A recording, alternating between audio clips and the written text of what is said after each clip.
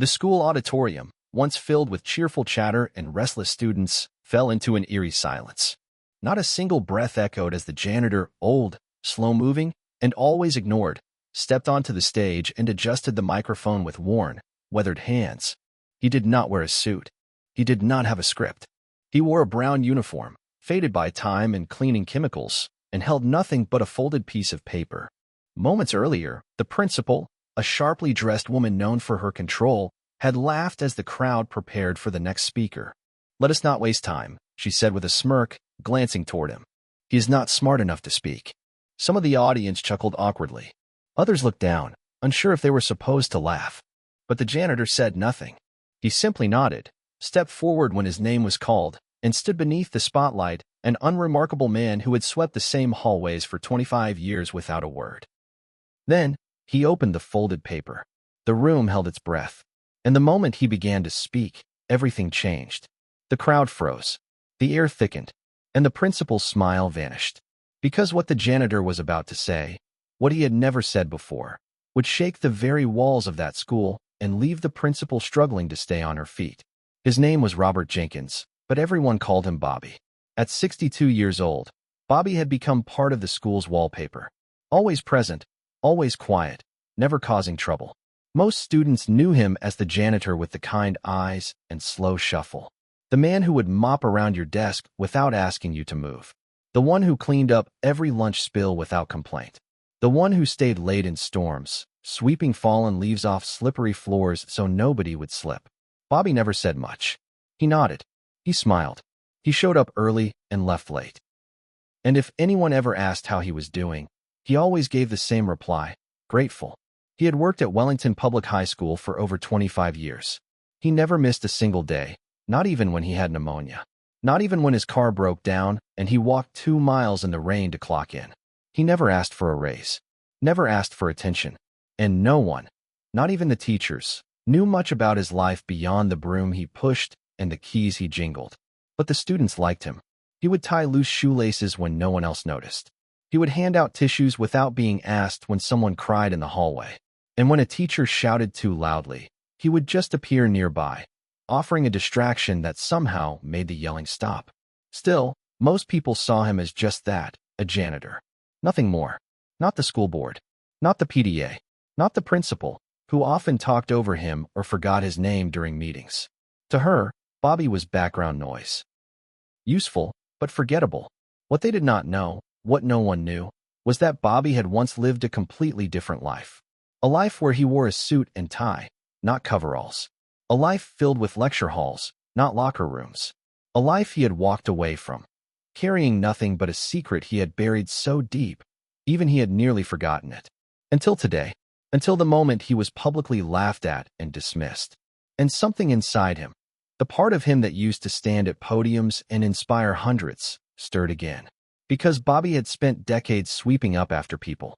Now it was time for them to hear what he had to say. It started with a simple suggestion. The school was organizing its annual Staff Appreciation Assembly, a tradition where teachers, administrators, and select staff were invited to share short speeches of reflection or gratitude. The theme that year was Unsung Heroes of Education. A student council member, a quiet senior named Lily Anderson, raised her hand during the planning meeting. "I think Mr. Bobby should speak," she said. "He is the kindest person here." There was a brief pause in the room. Then the principal chuckled. "Sweet idea, Lily," she said, adjusting her blazer. "But this is for staff who can actually speak to the students, not just mop the floors."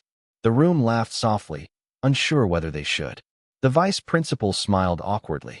A few students looked down, uncomfortable. Lily's hand lowered. Her face flushed red. Later that afternoon, the principal passed Bobby in the hallway and said casually, "We will not need your help during the assembly. Just make sure the stage is cleaned before we begin. And be quick about it." Bobby simply nodded. But someone else had been listening. Lily, still hurt from the meeting, told her grandmother what the principal said. Her grandmother, a retired teacher herself, posted about it on Facebook. She shared what Lily had heard and ended the post with, "Funny how the ones who clean up after everyone are never allowed to speak. But maybe they have the most to say." The post was shared hundreds of times overnight. Former students began to comment. That janitor gave me a sandwich when I had no lunch. He sat with me in the hallway when I failed my math test. He never talked much, but when he did, it mattered.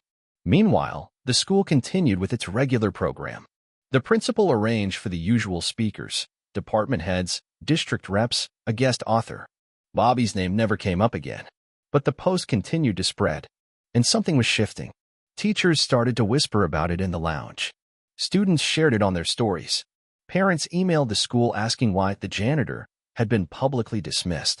Still, the principal brushed it off. "We cannot have everyone with a mop thinking they deserve a mic." Those were her exact words, overheard by a cafeteria worker. And the moment that sentence made it online, everything changed. Suddenly, Bobby was no longer just a quiet man with a broom. He became a question. What is he hiding? Why is everyone defending him? And what would happen if he finally spoke? By Tuesday morning, the school was buzzing. But it was not about the assembly. It was about Bobby. The janitor who never spoke was suddenly the most talked about man on campus. In the teacher's lounge, staff whispered over coffee. "Did you read that post? I had no idea students cared about him that much. I heard he used to be a professor, but no one knows where." Students passed their phones under desks, showing each other the post that had now gone viral in their town. "He is not smart enough to speak." Those 7 words, captured and shared by Lily's grandmother, had lit a quiet fire under the community. Bobby, meanwhile, swept the floors like always. He did not check his phone. He did not ask questions. He did not speak of the whispers. But inside his pocket was something he had not carried in 20 years, a folded piece of paper. His speech, not written for applause, not written for revenge, written because, for the first time in decades, he had something to say, and people were finally willing to listen. That evening, something unexpected happened. The keynote speaker for the assembly, a district supervisor, canceled due to a sudden medical emergency. The vice principal, watching the rising public interest in Bobby's story, walked into the principal's office with a suggestion. "Maybe we let him say a few words. Just 5 minutes." The principal rolled her eyes. Letting a janitor speak sets a poor precedent.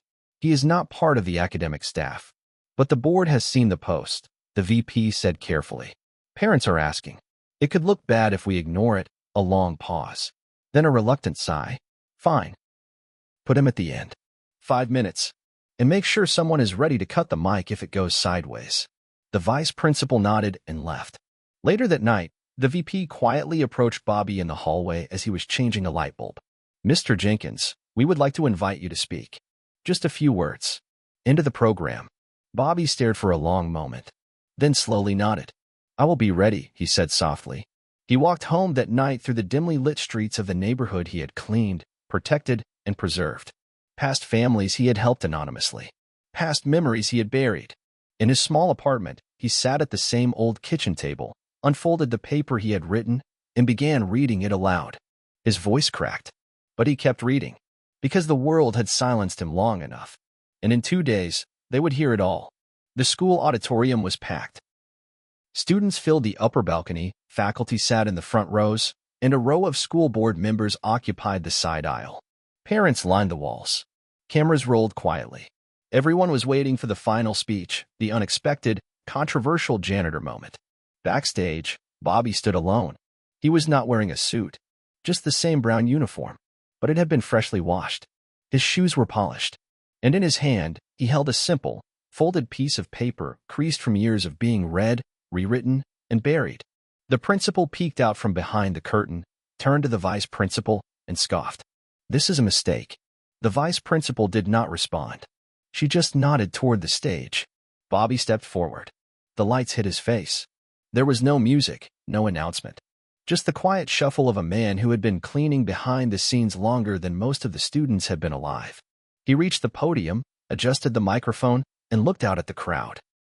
Then, in a soft, raspy voice, he said, "I was told I am not smart enough to speak." A few murmurs rippled through the room. "But I was once smart enough to teach graduate students about mathematical logic and symbolic computation. I was smart enough to earn 2 doctoral degrees. I was smart enough to lead a think tank on predictive algorithms before they were a buzzword." Gasps. Complete stillness followed. "But none of that mattered," he continued, "when I lost my 10-year-old son in a car accident. After that, I walked away from the titles, from the applause, from the world. He paused. I came here for silence. I came here to push a broom and feel useful again. The room was frozen. But silence does not mean stupidity. Humility does not mean weakness. And kindness, despite what some believe, is not a lack of ambition. It is a choice. A student in the back quietly whispered, "Whoa?" Bobby continued. For 25 years, I have watched students grow, break, rise again. I have wiped tears from desks, patched broken lockers, and stepped between fights. I did not do it for credit. I did it because I still believed in this place.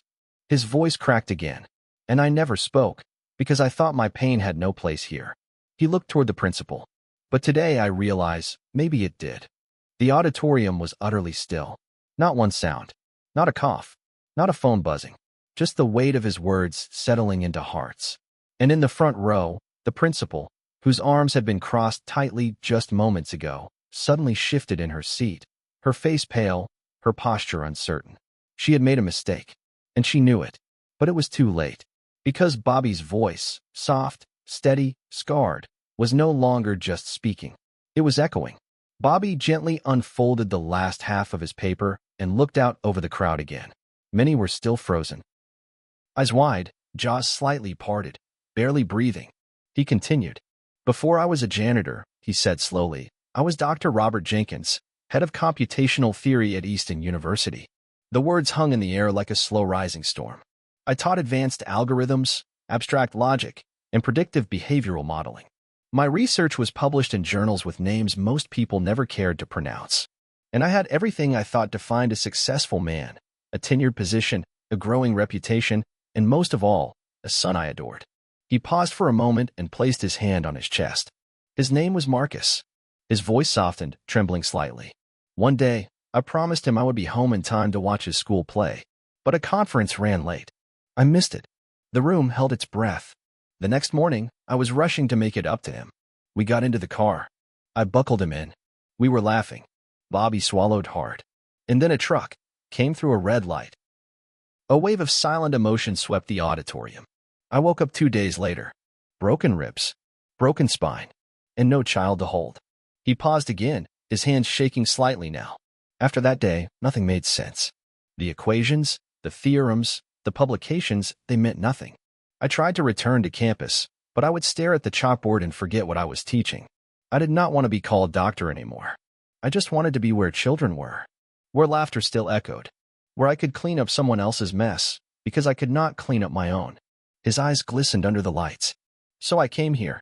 The crowd was still. He scanned the audience slowly, and his gaze landed on Lily, the student who had first said his name in that meeting. She saw me, he said quietly. Not just the uniform, not just the broom. He turned toward the students. And I see you. I always have. Every time you cried in a stairwell, every time you failed a test and tried to pretend it did not matter, I was there. Not because it was my job, but because. I remember what it is like to feel like you do not belong anywhere. There was not a dry eye in the front rows now. Teachers stared forward in disbelief. Students wiped away tears. Even the superintendent, seated near the board members, had his head bowed slightly. And I never told anyone any of this, Bobby said. Not because I was ashamed, but because I did not want anyone to treat me differently. He folded the paper once again. But today, for the first time in 25 years, I chose to speak. And I hope it mattered. And in that moment, without asking for applause, without seeking validation, Bobby stepped back from the microphone. But the silence that followed? It was not empty. It was sacred. For a full 5 seconds after Bobby stepped back, there was nothing. No movement. No sound. No reaction. Just stillness. Then, from the very back of the auditorium, a sound broke through. One clap. Sharp. Alone. Then another. And another. Until the entire room rose to their feet. Students, teachers, board members, even cafeteria workers. Applause exploded like thunder against the walls. Some people stood frozen, hands over their mouths. Others cried openly, shaking their heads in disbelief. Even the superintendent stood up, hands together, face unreadable, yet clearly moved. But the most jarring reaction came from the front row. The principal. She had gone completely pale. Her hands, once confidently folded in her lap, now clutched the sides of her chair. Her lips parted slightly. Her jaw locked. She stared at Bobby as if he had transformed into someone else before her eyes. Which, in truth, he had. Because the man she had dismissed had just moved an entire building to its feet.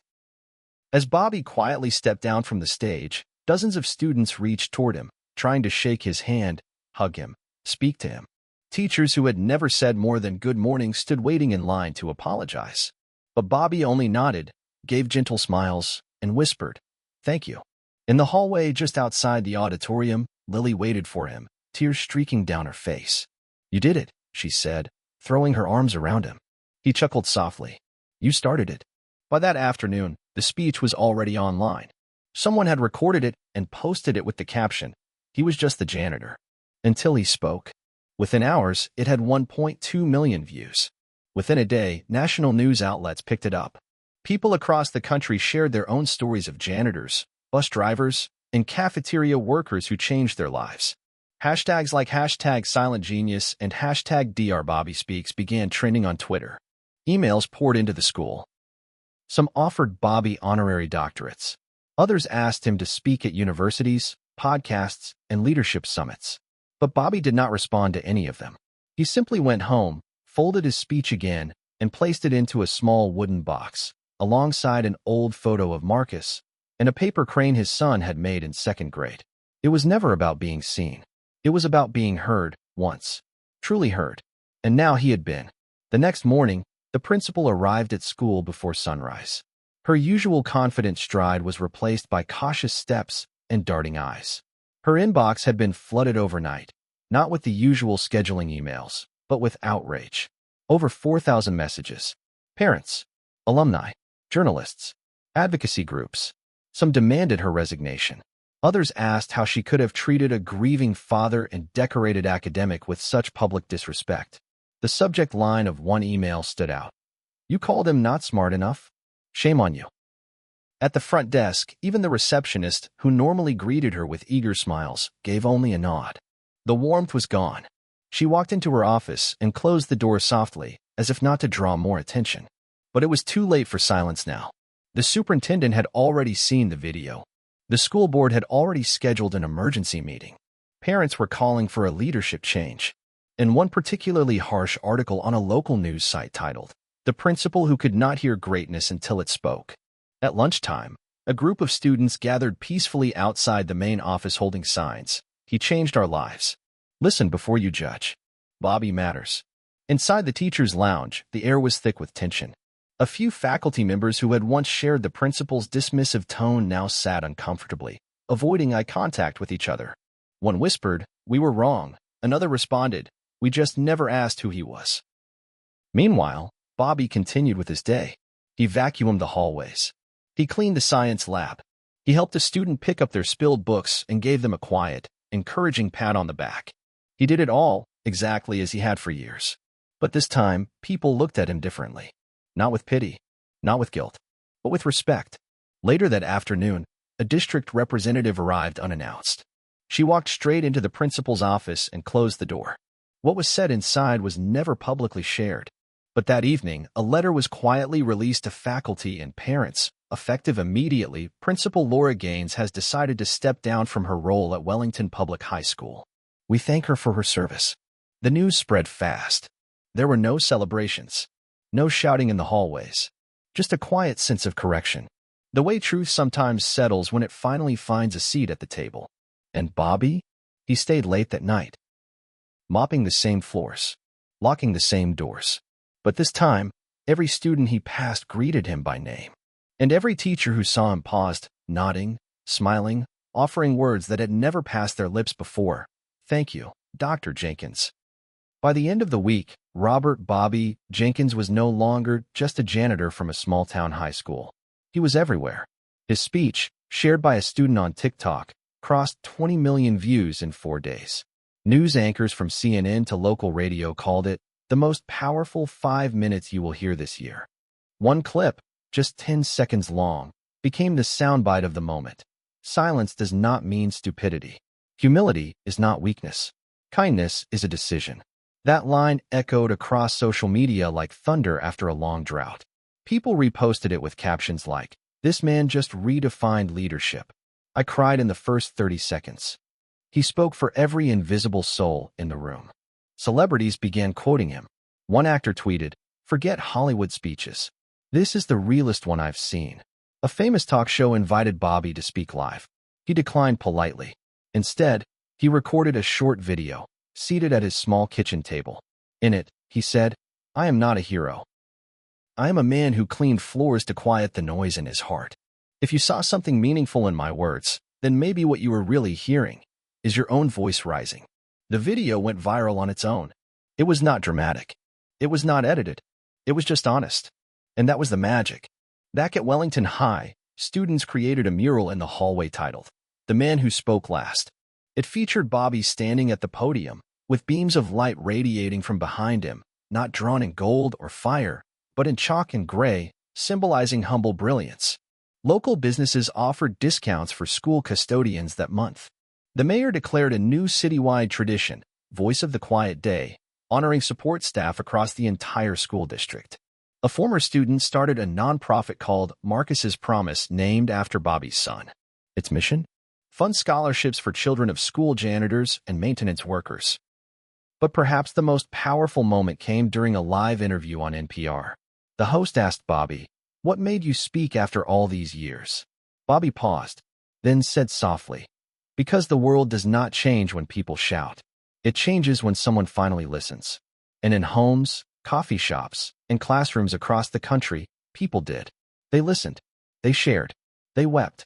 And the man they once passed by without a word became the voice they could not stop hearing. 3 weeks after his speech, Bobby received an envelope marked with the official seal of the state's Department of Education. Inside was a letter. It was brief, respectful, but monumental. "In recognition of your contribution to the values of education, mentorship, and emotional leadership, the board would like to offer you the position of Honorary Community Education Advisor, serving as a voice for staff and students often unheard." He read it once, then again, and finally folded it gently, setting it next to the framed photo of Marcus on his desk. He did not smile. He simply closed his eyes and nodded. That Friday, Bobby returned to the school, not to clean, but to mentor. The school board had created a new role just for him, student well-being liaison. His desk sat near the guidance counselor's office, but Bobby insisted on keeping his janitor's keys. "I'm not here to be someone new," he said. "I am here to help someone else be who they are." He kept his old uniform too. "When kids see this," he explained, "they remember who I was when I listened to them the first time." And they did. Students came to him in droves. One who was being bullied for his lisp. Another who had just lost a parent and could not speak to anyone else. A teacher who wanted to quit after a nervous breakdown but found courage in Bobby's words. Even the new principal, hired after the previous one quietly stepped down, asked Bobby to help train staff in empathy-centered leadership. But Bobby never sought power. He never raised his voice. He simply listened, nodded, and reminded them, "You do not need to be loud to lead." Then, on a rainy Monday morning, Lily stood before the school at the assembly Bobby had once been denied. She announced the first-ever Marcus Jenkins Memorial Scholarship, a fund created by students, parents, and staff.